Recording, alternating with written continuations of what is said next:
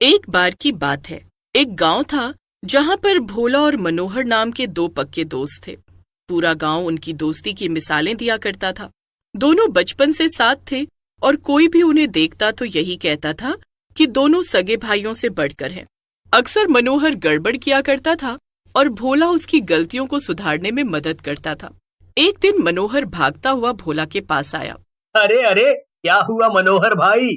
तुम इतनी तेजी से क्यों भाग रहे हो? क्या तुम्हारे खेत में फिर से सांड घुस आया है? अरे नहीं नहीं भोला, मैं तो एक बहुत बड़ी खुशखबरी लेकर आया हूँ। मेरी नौकरी लग गई है। अरे वाह, ये तो बहुत ही खुशी की बात है मेरे दोस्त। मैं सच में तुम्हारे लिए बहुत खुश हूँ। लेकिन भोला, मेरी नौकरी दूर बड़े शहर में लगी है और मुझे वहीं जाना होगा। मनोहर की ये बात सुनकर भोला थोड़ा उदास हो जाता है। तुम बिल्कुल भी फिक्र मत करो भोला, मैं तुमसे मिलने आता रहूंगा। हाँ मनोहर, वैसे ये अचानक से तुम्हारी नौकरी इतनी दूर शहर में कैसे लगी? मैंने इस नौकरी के लिए एग्जाम दिया था। मुझे नहीं लगा था कि मैं पास हो पाऊंगा, इसीलिए मैंने ये बात किसी को नहीं बताई। पर देखो, मैं पास हो गया। वाह मनोहर, ये तो कमाल है। पर तुम एक बार अच्छे से सोच लो, ऐसा क्या है जो हमारे इस गांव में नहीं है? भला तुम इतनी दूर क्यों जाना चाहते हो? कहीं तुम्हारा ये फैसला गलत ना साबित हो जाए। अरे, ये तुम कैसी बातें कर रहे हो भोला? तुम कैसे दोस्त हो? क्या तुम नहीं चाहते कि मैं बड़े शहर में काम करूं और खूब आगे बढ़ूं? नहीं नहीं मनोहर, भला मैं ऐसा क्यों चाहूंगा? ठीक है, अगर तुम खुश हो तो मैं भी खुश हूँ। चलो, चलकर तुम्हारे जाने की तैयारी करते हैं। इसके बाद जल्द ही मनोहर का शहर जाने का दिन आ गया। भोला मनोहर को बस में बिठाने आया था। 5 साल बीत गए लेकिन मनोहर एक भी बार गांव नहीं आया। एक आध बार भोला उससे मिलने शहर जरूर आया था, लेकिन समय की कमी होने के कारण मनोहर उसके साथ गांव नहीं जा पाता था। दूरियां होने के बाद भी मनोहर और भोला की दोस्ती में कोई कमी नहीं आई थी। ऐसे ही काफी वक्त बीत गया और भोला की शादी हो गई। एक दिन भोला ने मनोहर को फोन किया। क्यों भाई मनोहर, कितने साल बीत गए हैं और तुम एक बार भी गांव नहीं आए? अरे, अब तो आ जाओ, अब तो तुम्हारी भाभी भी आ गई है। भोला, मैं जल्दी ही आता हूँ। मुझे तुमसे बहुत ही जरूरी बात करनी है। अच्छा, ठीक है। अभी मैं चलता हूँ। मैं तुमसे जल्दी ही मिलूंगा। इतना कहकर मनोहर ने फोन काट दिया। भोला को मनोहर का बर्ताव काफी अजीब लगा, लेकिन वो अपने कामों में व्यस्त हो गया। उसने अपनी पत्नी राधा को बुलाया और उससे बोला, सुनो, मैंने तुम्हें बताया था ना कि मेरा बचपन का एक दोस्त है मनोहर। वो जल्दी ही हमारे घर आने वाला है। अरे वाह, हाँ मैंने उनके बारे में आपके मुंह से इतना सुना है। अच्छा है, मैं भी उनसे मिलना चाहती हूँ। चलिए अब चलकर खाना खा लीजिए और सो जाइए। इसके बाद ठीक 3 दिन बाद भोला के दरवाजे पर दस्तक हुई। भोला घर पर नहीं था और उसकी पत्नी ने दरवाजा खोला। सामने मनोहर खड़ा था। मनोहर की हालत कुछ खराब सी लग रही थी। उसकी आंखें एकदम लाल थीं। जी, आप कौन? मैं मनोहर, मैं भोला के बचपन का दोस्त हूँ। ओह अच्छा अच्छा, आइए ना, मैंने आपके बारे में बहुत सुना है। आप बैठिए, भोला जी बस आ ही रहे होंगे। मनोहर चुपचाप एक कोने में जाकर बैठ गया और राधा उसके लिए चाय बनाने लगी।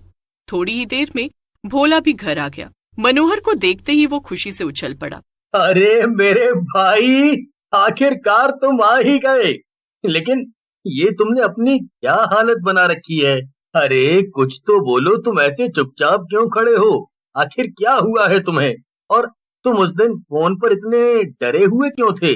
भोला सवाल पर सवाल करता जा रहा था, लेकिन मनोहर अभी भी चुप था। तभी मनोहर ने अपना रूप बदल लिया और वो एक डरावने भूत में बदल गया।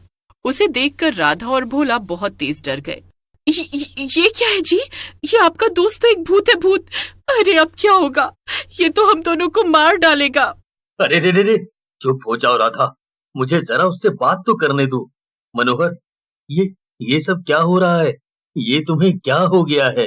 हाँ मेरे दोस्त, मैं मर चुका हूँ और एक भूत बन गया हूँ।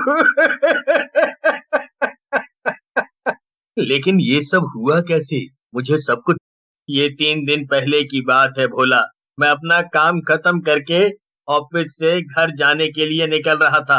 उस समय ऑफिस में कोई भी नहीं था कि तभी अचानक से मेरे बॉस की बेटी पूजा मेरे सामने आकर खड़ी हो गई। हाँ पूजा जी, सारा काम हो गया, अब बस घर के लिए निकल रहा हूँ। पर आप यहाँ, क्या बात है? मनोहर, मैं तुमसे कुछ कहना चाहती हूँ। दरअसल जब से मैंने तुम्हें देखा है मुझे तुमसे प्यार हो गया है और मैं तुमसे शादी करना चाहती हूँ। पूजा की बात सुनकर मनोहर हैरान हो गया और कुछ भी नहीं बोला। मनोहर, मैं कब से तुम्हें ऑफिस में देखती आ रही हूँ। कई बार सोचा कि तुम्हें बता दूं लेकिन हिम्मत ही नहीं हुई। आज बड़ी हिम्मत करके तुम्हें बता रही हूँ। ये तुम क्या कह रही हो पूजा? मेरी शादी किसी और से तय है और मैं उससे बहुत प्यार करता हूँ। मैं कभी भी तुमसे शादी नहीं कर सकता। क्या तुमने मुझे मना किया? पूजा को? इतनी हिम्मत? तुम जानते नहीं हो क्या कि मैं कौन हूँ? मैं तुम्हारे बॉस की बेटी हूँ। मुझे मना करके तुम अपनी नौकरी को खतरे में डाल रहे हो। हाँ, मुझे बहुत अच्छे से पता है कि तुम कौन हो, लेकिन मैं बस तुम्हें सच बता रहा हूँ। इतना कहकर मनोहर घर चला जाता है। उस दिन वो भोला को डर के मारे फोन कर देता है। मनोहर ने पूजा को मना तो कर दिया था, पर उसे इस बात से बहुत डर लग रहा था कि कहीं बात उसकी नौकरी पर ना आ जाए। अगले दिन मनोहर सीधा अपने बॉस के पास जाता है और पूजा भी वहीं थी। सर, आप प्लीज पूजा को समझाइए कि मैं इससे शादी नहीं कर सकता हूँ। मनोहर, मैंने आज तक अपनी बेटी को किसी भी चीज के लिए मना नहीं किया है और तुमने उसका इतना अपमान किया। पूजा बेटी, तुम इससे अपने अपमान का बदला ले लो और इसे सबक सिखाओ। पूजा को अपना ये अपमान बर्दाश्त नहीं होता है और वो गुस्से में पास रखा टेबल लैंप उठाती है और मनोहर के सर पर मार देती है। मनोहर वहीं गिर जाता है और चोट गहरी होने के कारण मनोहर की जान चली जाती है। इसके बाद पूजा और उसके पापा मनोहर की बॉडी को उठाकर जला देते हैं। और इस तरह पूजा और उसके पापा ने मेरी जान ले ली। क्या? ये तो तेरे साथ बहुत ही बुरा हुआ मेरे भाई। पर उस पूजा का क्या हुआ? वो अभी आजाद घूम रही है। हाँ भोला, बॉस बड़ा आदमी था, इसलिए अपनी बेटी को बचाने के लिए उसने ये साबित कर दिया कि मैंने आत्महत्या की थी और अब मेरे ऑफिस में सबको यही लगता है। कोई बात नहीं मनोहर, मैं तेरे जीते जी तो तेरी कोई मदद नहीं कर पाया, पर तू चिंता मत कर, अब मैं तेरी मदद जरूर करूंगा। भोला सामान पैक करके भूत के साथ शहर के लिए निकल जाता है। शहर पहुंचकर भूत भोला को वो ऑफिस दिखाता है जहां पर उसकी जान गई थी। भोला बिल्डिंग में घुस जाता है और बॉस के ऑफिस को ढूंढने लगता है। अंदर बॉस के साथ साथ पूजा भी थी और दोनों आपस में कुछ बातें कर रहे थे। अरे अरे, कौन हो तुम दोनों और यहाँ कहाँ घुसे चले आ रहे हो? हम दोनों तुम दोनों की सारी असलियत जानते हैं कि किस तरह से तुमने मेरे दोस्त मनोहर को मारा। क्या तुम सब जानते हो? पर कैसे?